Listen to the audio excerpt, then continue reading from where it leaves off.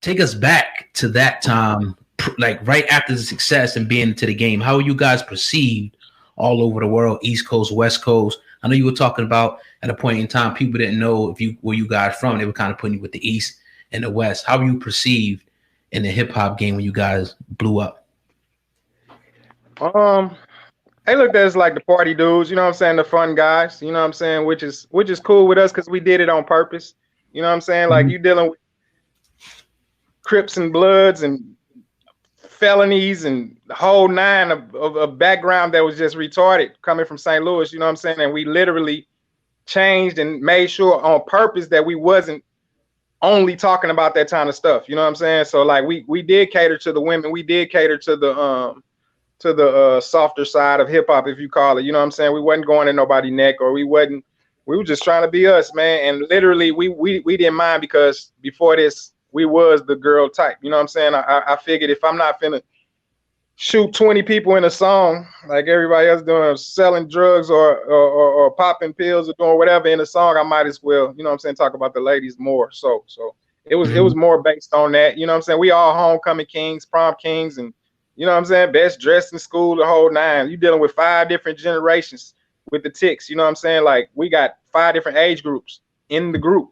You know what I'm saying? So we taking over our own levels of where we at. When I'm in school, I'm in my class, I'm the it. You know what I'm saying? In Ali class, he the it. In Nelly class, he number 1, he the it. You feel me? So it all boiled down to taking that same high school stardom or neighborhood stardom to the world. You know what I'm saying? And we didn't. And the thing about us is that we didn't care about staying home. We knew that St. Louis was one of the hardest places to break out of. So we went away and got it and brought it back to the loop. You know what I'm saying? And that's where a lot of people get stuck at. They try to stay where they at. You gotta go get it, because it's a world thing, man. It's a big world out here, bro. You can't just sell no records in your own town if you plan on being big. Now, if you plan on just make music and chilling, then yeah, but you got to do it for the world, man. So we made sure we put that St. Louis cap in Japan and the whole nine, man. Africa, the whole nine. Word. We had Ali on, like I said, a couple times. He talked about how influential you guys were and what kind of trendsetters the St. Lunatics were. And that kind of stemmed not only in St. Louis, but throughout the South. Do you guys feel like you got the credit you deserve for the Air Force Ones, for the way you guys dressed and the trendsetters you guys were setting, even in the city of St. Louis? Nah, hell no, we ain't get no credit for it, of course, but that's one thing I don't give a damn about. You know what I'm saying? Like, I really don't care, especially getting no credit about no damn Air Force Ones. I don't want no credit from no goddamn shoe company that ain't wrote me no $100 million check like LeBron. You feel what I'm saying? Like, that's I ain't like bigging up no Air Force Ones. They ain't do enough for us to do that. You know what I'm saying? Even talking about it now, like, I ain't through us nothing. You know what I'm saying? You can't pay me with no shoes and a few tours. You gotta pay us. You know what I'm saying? Like, we started a shoe, and that's what it is. You know what I'm saying? Like, that shoe was getting joned on, talked about, roasted, big bottoms, big boats, the whole nine. So when we did it, you know what I'm saying, and just went all the way in with it, because you got to realize it wasn't no colors. It was black and white. Mm-hmm. You know what I'm saying? They brought a stripe in maybe after we dropped the song, and they might have brought a few colors in, but we was doing them colors on our own. We was painting them. We was taping them the whole nine. We was doing that. We was bringing it in. Next thing you know, the store got the colors. You know what I'm saying? So, no, I don't rock with that. But if you look back, one thing about it, I do say, and I love to talk about this, is that no, we did not get the credit for that we were supposed to get for the look. Because when I tell you everything changed, everybody look was us. I don't care who you was. You just had to. You ain't had no choice, because the girls was liking that look. So you had to dress like that. The girls started liking dreads, so you had to get dreads. The girls started liking the bald head. You had to go get that. You had to do what we was doing in order to be cool. It was just the cool. It had nothing to do with rap. It was the cool. It was our fashion. You know what I'm saying? The way we carried ourselves, the whole nine, how we carried ourselves. The dudes liked us because they had to. You feel what I'm saying? If you wanted the girl, you had to somewhat like us. You know what I'm saying? And that's what we took over. We was the R&B group of rap. God damn it.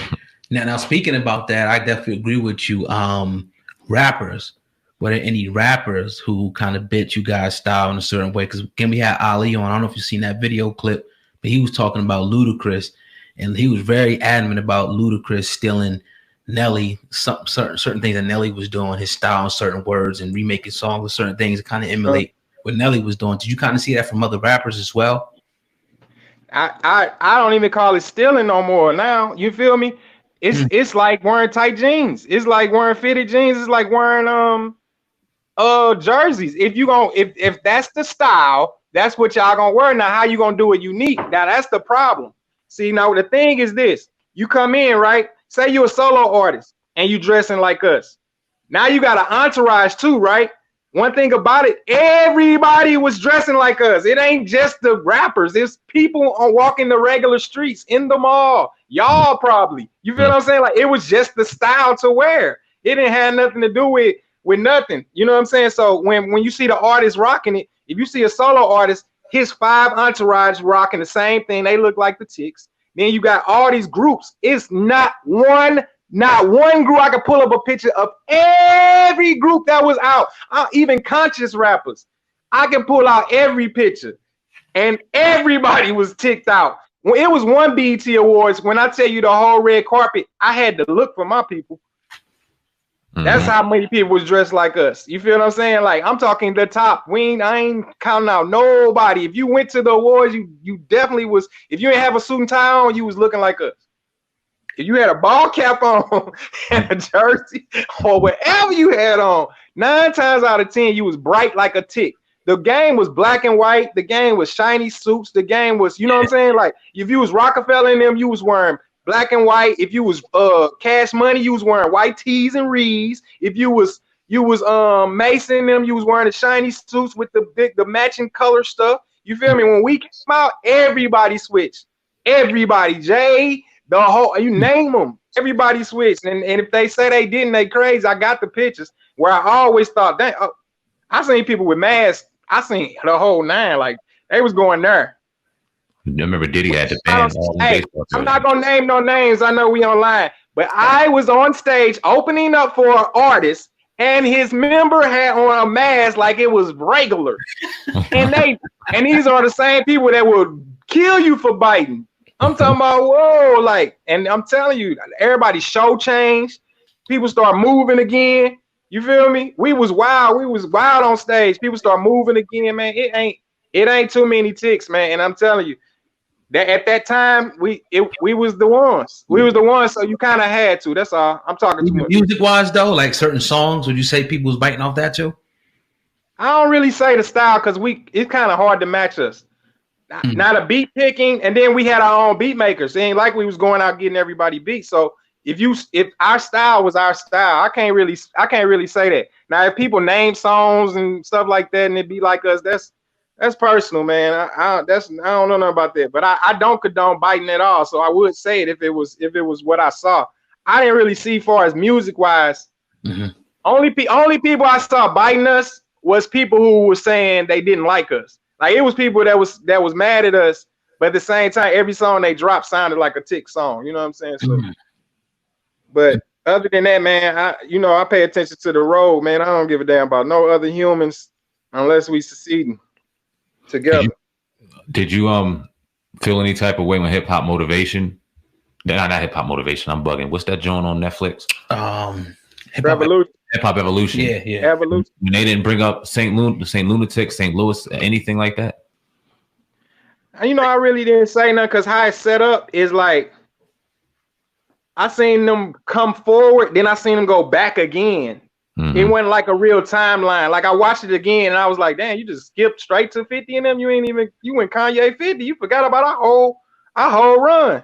Wow. As if it wasn't Pimp Juice and us. You feel me? Like, you straight up and down skipped us. as if it ain't the #1 sold ever on earth. That changed hip hop forever, because an artist like us from St. Louis should have never done what we done. An artist like M in fucking Detroit should have never done what he done. You feel what I'm saying? Like, Flat 50, he stay in New York. I can see that being done. You know what I'm saying? I can see that diamond. But like, and I can see Lauren Hill in them. You know what I'm saying? I can see that too. New York, you got everything, man. We wasn't on social media. You got the press, you got the whole. That's why Nelly said, if I lived in New York, I would be you. Nah, You talking about big? All right, he fucking be messing around, sold 20 million, fam. Them ladies don't play New York. Love us. Love us. We had all their women. And I'm telling you, if he lived there, if he was repping from there, and we still had our same thing going on, man, it would have went nuts because all the media is there. Everything you need is there. Anything you need is there. It's funny because T.I. just got finished saying, I don't know if you heard it. He said if 50 Cent was in St. Louis, he would have been Nelly. Did you hear that? He said that like yesterday. Nah, I ain't hear that. That sounds kind of weird. T.I. and Nelly best friends. That was weird to say. I don't know if it was a diss at Nelly like that, but I got the audio. I did hear him say, he said it on Hot 97 with Ebro. So he would be just as hot as Nelly would be if he went to St. Louis? That what he said? No, he's saying I don't know in the context he said it. That's just the way he just said it. That's all he said, and it cut off. They partner, so it might have been said a different way, but I ain't even tripping. Pull up for a second. Hold on. While my cousin's pulling that up, get a people the history of the Band-Aid under the eye, because a lot of people used to joke on Nelly for that, not understanding the significance behind that. So can you give people a little history lesson about that? Okay, my fault. Let me play it, bro. Hold on. Y'all ready? Yeah. He be Nelly. If 50 Cent was from the mid, well, absolutely not. You wildin'. Nelly got 2 diamond albums.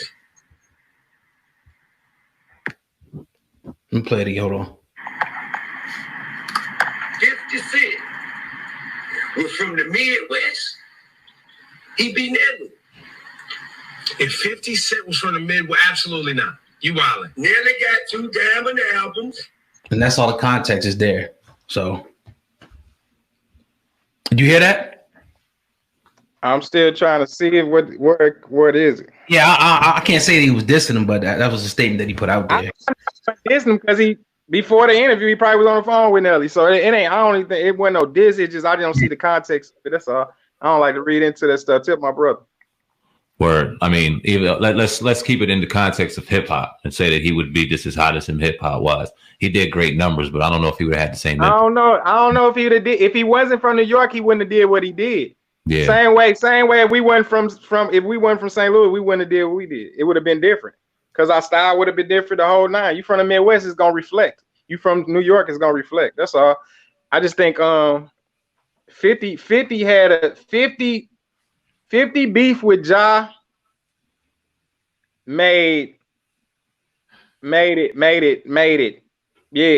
it go all the way there. If it was just 50 just dropping songs, it probably wouldn't have went all the way there. I think the fact that the scare tactic that was pulled by G Unit during that whole promo run, I mean, like you was hearing about it everywhere, like, you know what I'm saying? I think that really jumped that off. You know what I'm saying? I think it would have been a different situation if it wasn't no beef in the beginning. Because you gotta realize he was 50. I don't even like talking about. I'm talking about other rappers. I don't even got time. You gotta realize 50 told was talking about Ja about singing, and then he came right with the melodies that Ja had. Yeah. Candy Shop. But you gotta realize Ja wasn't singing either before that. Man, everybody else, man. I'm done. Let me just stop, man. Go to the next question, man. You got me over. I'm almost like Ali out in this motherfucker. Everybody, whole industry right now, Nelly. So I ain't even gonna talk about it. I don't hear nothing, but I heard gangsta melodies. Man, let's talk about Diddy though, man. You did Shake a Tail Feather. How was that experience, man? I got a Grammy and all that for that joint. Yeah, man, that was the last song I did for my album. And Diddy came right in time. I don't know how that timing happened, but it was perfect. Bad Boy soundtrack. He was in charge of it, and he needed a song from Nelly. And we was in Atlanta recording my album, and that was the last beat. And we was about to go record the next day. And Diddy came, and next thing you know, we switched it up just a tad bit so we can make it for the soundtrack, and it went crazy. But that was